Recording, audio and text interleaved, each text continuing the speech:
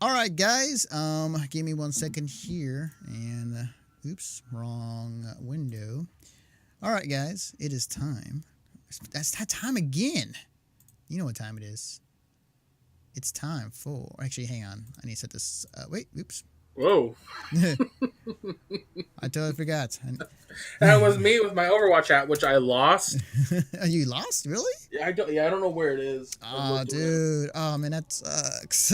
I'll buy it. I'll buy another one. I ain't worried. Blizzard, send us a free hat. Send me large. Okay, here we go. All right, guys, set up now. All right, guys, it is time for your Overwatch Minute with Gregg Dietz. Okay, so there has not been a whole lot of news with Overwatch the past week. There I am again. Yeah. So this will be brief. There is the to the Blizzard store we go. Thank you, Blair. The Blizzard World map got released on the PTR, and people have been combing its contents for Easter eggs to all of Blizzard's properties and whatnot, and there's a ton.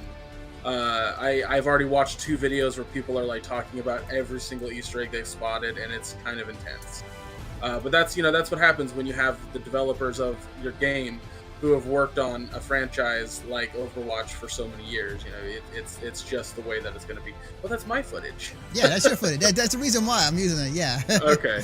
I was like, I did that to Lucio. But anyway,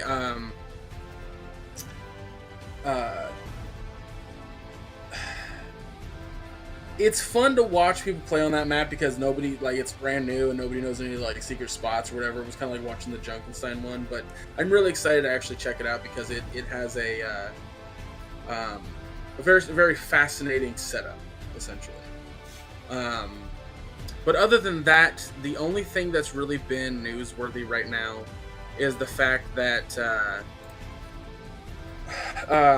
there have been a lot of bans on PC one-tricking or porting other players, and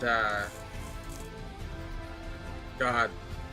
Basically, I talked about it last week. There was a guy that played Torbjorn like his extended period of time. He never got off Torbjorn when he played competitive, to the point that people were complaining about him, so he got banned for one-trick.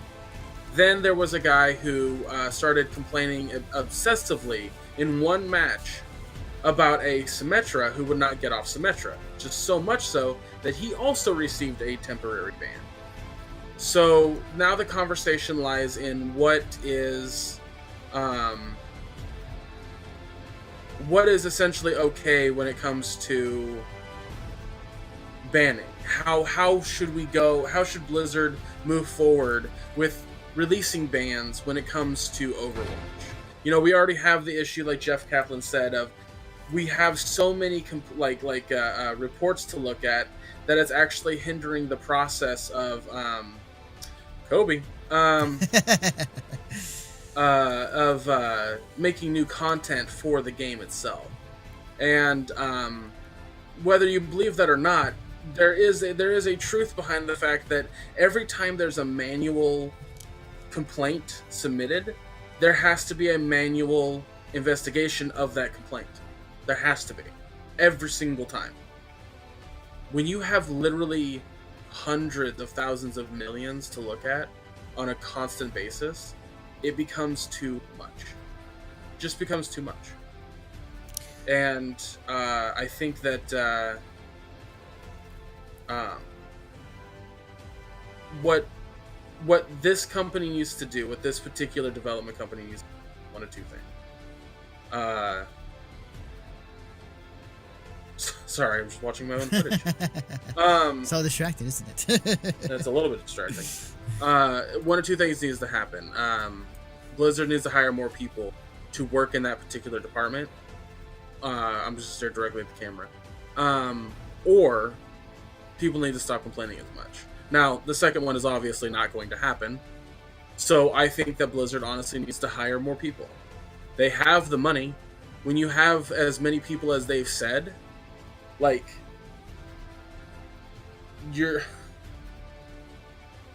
they have a lot of money to hire more people. With how many loot boxes are sold for this game, with how many people have bought the game, they have enough money to hire more people. And they need to do it. If we're gonna see this game survive and thrive, that needs to be a thing. So I understand wholeheartedly that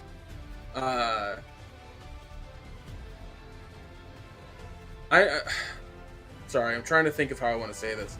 I understand wholeheartedly that the way the banning system works on PC is a little wonky, and it's actually turning a lot of competitive people away from the game. You know, they're hearing these stories about players saying that they can't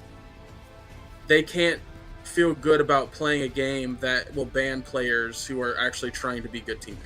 You know, that kind of feeling. So yeah, it's a weird thing that banning thing is turning to be more of a real thing regarding like, hey, this player is using the same character like a lot. We should ban him. It's like, really? Again, when I played Overwatch, you know, back when it came out, like I play only one character because I like Torbjorn so much, and like even on casual, it's like I'll play Torbs pretty much for the entire time because, you know, casually I like to play it that way, and especially with competitive. Like if you're a competitive player and obviously you got to know every character, like I would be in the mindset of, hey, I need to get better at this character. I'm gonna play this character the entire night. So that's weird and discerning. I think when it comes to quick play, it's not a problem. Nobody cares. Mm-hmm. But when it comes to competitive and you're actually trying to compete, Mm-hmm. I think that's where the importance of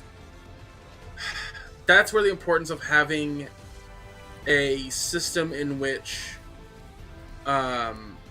you as the player are able to understand how important it is to switch between players or characters when it comes to how Overwatch is played. If you're playing in a game and there's confusing because you're playing Hanzo and you're just constantly playing Hanzo, then that's a problem. You know, like I know that they saw like a problem when it came to the first season of Overwatch, where that one guy just consistently played Hanzo so much because he knew he wasn't good with Hanzo, and every team, you got to think of it, every team that he played with in competitive as Hanzo lost. They lost a match and went down in rank because this guy wanted to see how low he could get. Like, that's not right. That's not okay. Yeah, it was funny at the time, but if you look at the entirety of what the competitive scene is, you don't want that. You don't want somebody who's intentionally, playing poorly.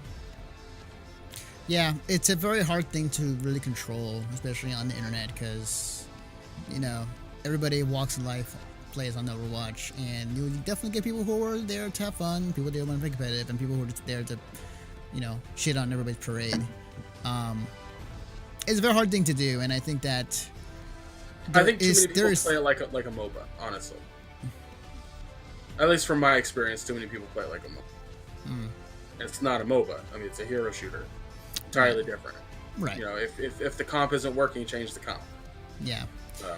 Yeah, I'm very curious what they do in the future, but I hope they change their minds as far as like, hey, we can't create more content because there's too many people requesting bans or whatnot. Then I hope they would change that idea, because like, again, you can only do so much. The toxicity of a scene is going to be there regardless. You can do as much goodwill as you can, but in the end, you're just holding yourself back when it comes to creating more stuff. So yeah, exactly. So I don't know. I'm interested to see where this goes. I'm interested to see what happens next, but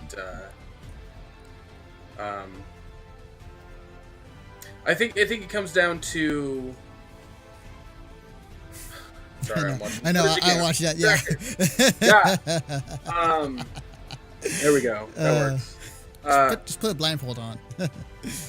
I'm interested to see how they fix this, how they handle this. I'm interested to see what Blizzard does to fix this issue, because there's a term that's called for when you are not, and I'm not talking about one tricking, because like the guy that was playing Torbjorn and got one tricked. I'm just gonna move the chat over. Yeah. The Torbjorn player that got one tricked banned. He like that to me was a bit overkill. I think that like him getting one trick banned was unfair. And I say that in the context of I say that in the context of the idea that him getting banned for that one trick was he was actually trying to be a integral part of the team. He wasn't trolling. He wasn't trying to stop people from having fun, or he wasn't intentionally trying to lose matches. But we know that there are players like that. Yeah. Yeah. And it's really, really difficult for anybody reading those reports to take them with any kind of sincerity or seriousness. Shut up, Valaire.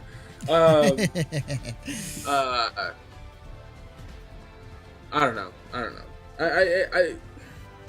I have faith that they will fix this, and that's that. Look, I was stretching for time when it came to the Overwatch menu because there was really no. Right. No, Really, absolutely. So. that's cool. No, just in time. The music is about to end right now, actually. So, all right, guys, that has been your Overwatch Minute with Gregg Dietz. Okay. Oh, I forgot to turn the music off on here. Okay, that's good to know. So you got a mix of both music and Overwatch. So you got a remix of both. Okay, good stuff. All right, so.